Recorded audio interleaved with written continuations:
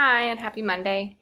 When looking at a fellow school counselor or psychologist that is averse to developing a comprehensive program, I think it just depends if they're working on site with you or if they're at a different site in your district that you collaborate with. So for someone that I'm working with day to day, if they're not on board, I think it's important to get collaboration to see what they're willing to do, to see what their ideas are, to see why they might be aversive to what we consider a comprehensive program, and if we're on the same page of what we think that is and what it requires from us. So I think obviously having a meeting and getting their opinions and their ideas is really important, because if you can't work together towards a goal, there's no way that you're going to get anything accomplished.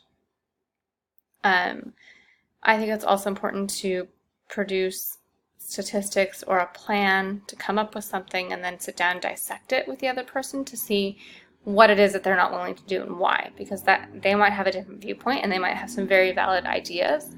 And after all, it might just be the jargon that we're using that is incompatible as opposed to differing opinions. And I think also producing research, looking at studies that have looked at comprehensive programs, looking at what they've been able to accomplish in schools, and showing that they indeed are effective and important to the school success, or combating whatever it is that you're working to deal with or to build up or to better in the school environment. And I think, obviously, too, just getting everybody else on board.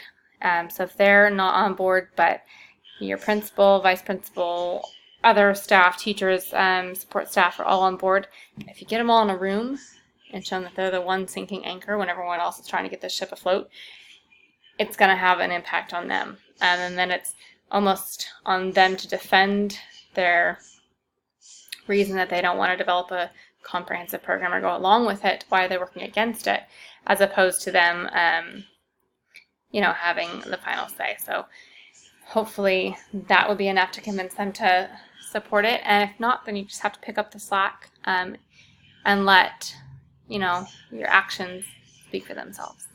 Thanks. Have a great week.